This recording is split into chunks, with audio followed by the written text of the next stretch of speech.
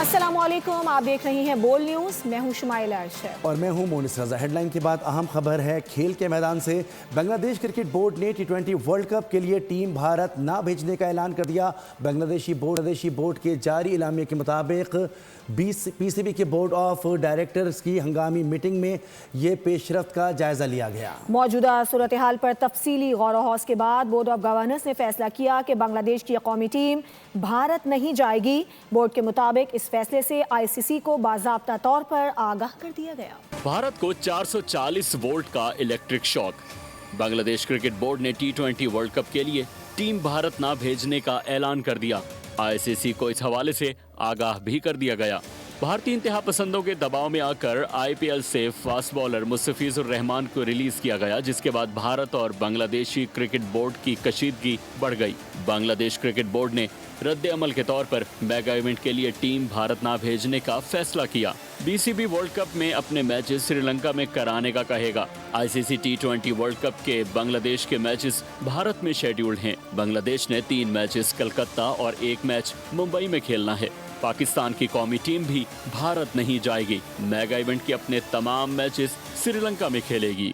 अगले माह होने वाले T20 वर्ल्ड कप के लिए बांग्लादेश का क्रिकेट टीम भारत ना भेजने का ऐलान। मारूफ तज्जियाकार एहतशामुल हक ने कहा कि भारत का दिमाग ठिकाने लगाने के लिए बांग्लादेश ने दुरुस्त फैसला किया है। फवाद मुस्तफ़ा के मुताबिक आलमी क्रिकेट पर हुक्मरानी का ख्वाब देखने वाले भारत को उसकी औकात याद दिला दी गई।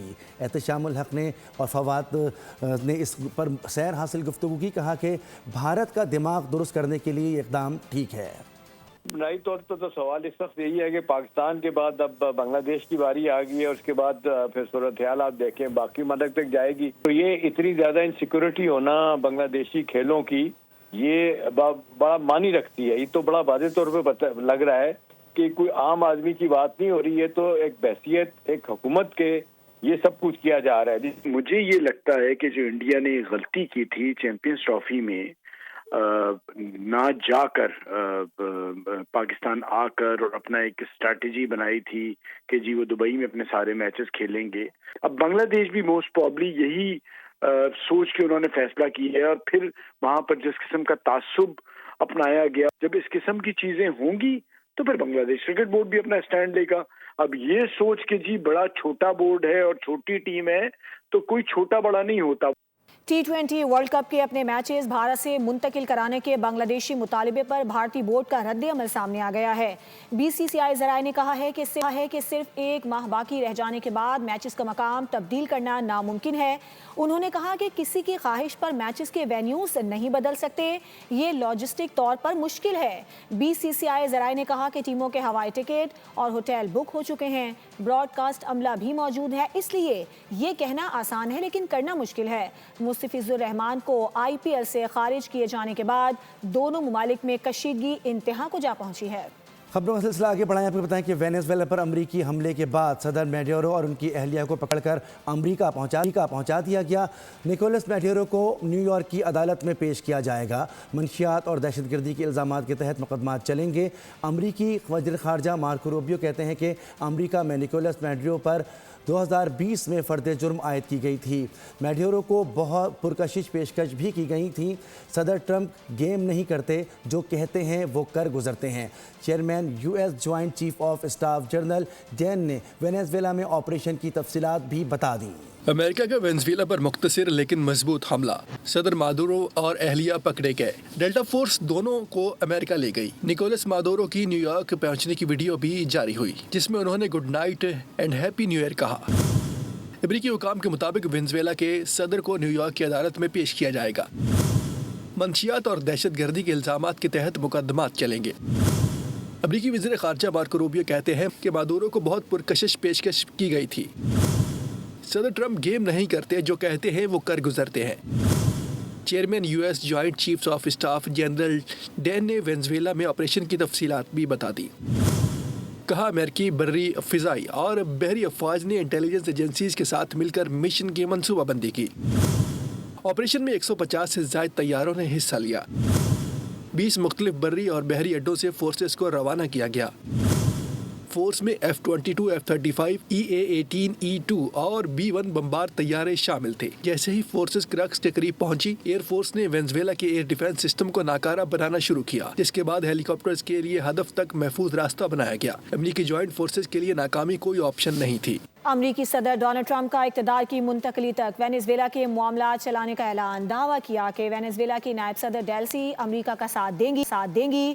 ڈیلسی کی مارکو روبیو سے گفتگو ہوئی ہے، وہ امریکہ کی ہر بات ماننے کو تیار ہیں، ان کے پاس دوسرا کوئی آپشن نہیں۔ ٹرمپ نے وینزویلا کے اپوزیشن رہنما ماریا کورینا پر شکوک و شبہات کا اظہار کر دیا، کہا انہیں عوام کی حمایت یا احترام حاصل نہیں۔ صدر ٹرمپ نے وینزویلا کے تیل کے ذخائر قبضے میں لینے اور امریکی تیل کمپنیوں کو وینزویلا بھیجنے کا بھی اعلان کر دیا۔ Going to run the country until such time as we can do a safe, proper and judicious transition. And it has to be judicious. At my direction, the United States Armed Forces conducted an extraordinary military operation in the capital of Venezuela. Overwhelming American military power, air, land, and sea was used to launch a spectacular assault. And it was an assault like people have not seen since World War II. It'd be very tough for her to be the leader. She doesn't have the support within, or the respect within the country. She's a very nice woman, but she doesn't have the respect to be. نہ ہار مانیں گے نہ ہتھیار ڈالیں گے، Venezuela کی نائب صدر ڈیلسی روڈرکس نے واضح کر دیا۔ عوام سے خطاب میں کہا کہ صدر ماڈیرو کو اغوا کیا گیا ہے، وینزویلا کسی بھی ملک کی کالونی نہیں بنے گا۔ ہم وینزویلا کے دفاع اور اپنے قدرتی وسائل کے تحفظ کے لیے تیار ہیں۔ برطانیہ، جرمنی اور کینیڈا نے امریکی کارروائی کے بعد وینزویلا میں پرامن انتقالی اقتدار کی خواہش کا اظہار کر دیا ہے۔ برطانوی وزیر اعظم کیئر سٹارمر نے کہا کہ برطانیہ وینزویلا کے آپریشن میں کسی طور پر شامل نہیں، وہ میڈیورو کو غیر قانونی صدر سمجھتے تھے۔ فرانسیسی صدر نے کہا کہ وینزویلا میں اقتدار کی منتقلی پرامن اور جمہوری ہونی چاہیے۔ کینیڈا کے وزیر اعظم بولے کہ وینزویلا کے عوام کو اپنے فیصلے خود کرنے کا حق حاصل ہے۔ اطالوی وزیر اعظم نے بھی امریکی کارروائی کی حمایت کر دی۔ امریکہ وینزویلا کی حکومت کو غیر مستحکم کرنے کی کوشش بند کرے، صدر نکولس اور ان کی اہلیہ کو فوری رہا کیا جائے۔ چین نے امریکہ کی حکومت سے بڑا مطالبہ کر دیا۔ ترجمان چینی وزارت خارجہ کا کہنا تھا کہ وینزویلا پر امریکی حملہ بین الاقوامی قوانین کی خلاف ورزی ہے۔ روس، ایران، کولمبیا اور کیوبا نے بھی امریکی حملے کی شدید الفاظ میں مذمت کی ہے۔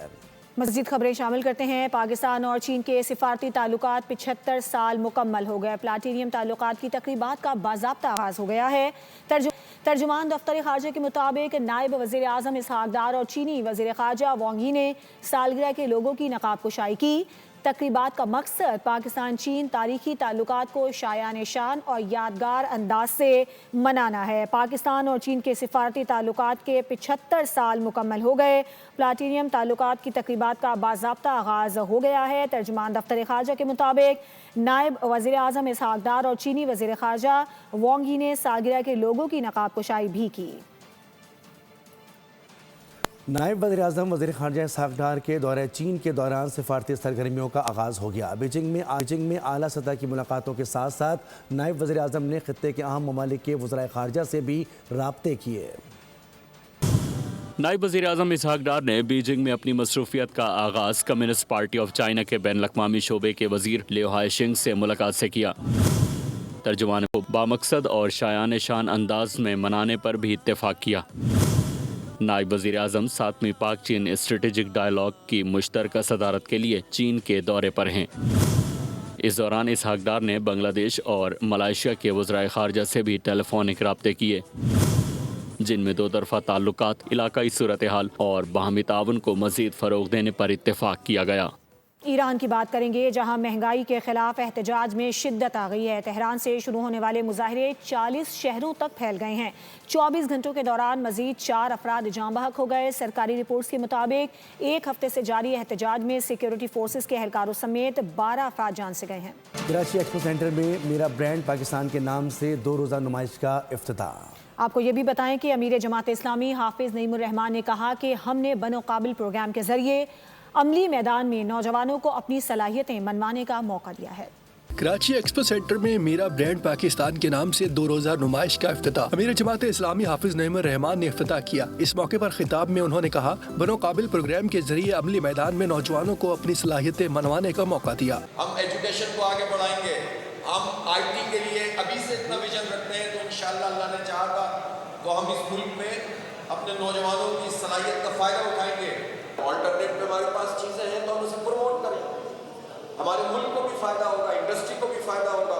پاکستانی بہت ساری پروڈکٹس ایسی ہیں جو اس زمانے میں ڈیولپ ہو گئی۔ شرکا سے خطاب میں فیڈریشن چیمبر کے سینئر صدر ثاقب فیاض نے کہا پاکستانی مصنوعات دنیا بھر میں پسند کی جاتی ہے، ایکسپورٹ میں اضافہ کر کے زر مبادلہ کمایا جا سکتا ہے۔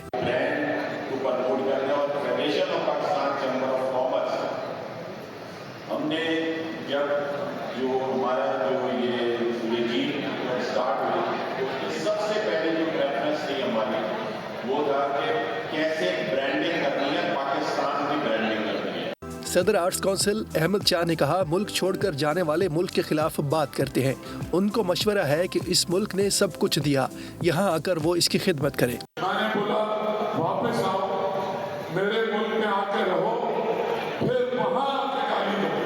میں خود بھی یہ چاہتا ہوں کہ ہم اپنے کام کو بھی ہم شفٹ کریں۔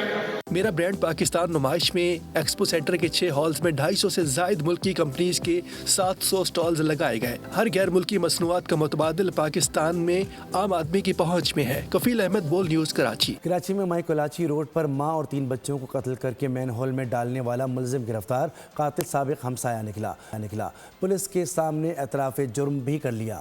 مائی کلاچی قتل کیس معمہ حل ہو گیا، ملزم پکڑا گیا۔ پولیس کے مطابق ہمسائے نے ہی خاتون اور 3 بچوں کو قتل اور بچوں کی کفالت خود کرتی تھی۔ بہن سے 1 ہفتے قبل فون پر بات ہوئی، 2 روز قبل بہن کے گھر گیا تو تالا لگا تھا۔ کراچی کے علاقے کورنگی میں تقریب سے واپسی پر خاتون اور بچوں سمیت 5 افراد نالے میں جا گرے۔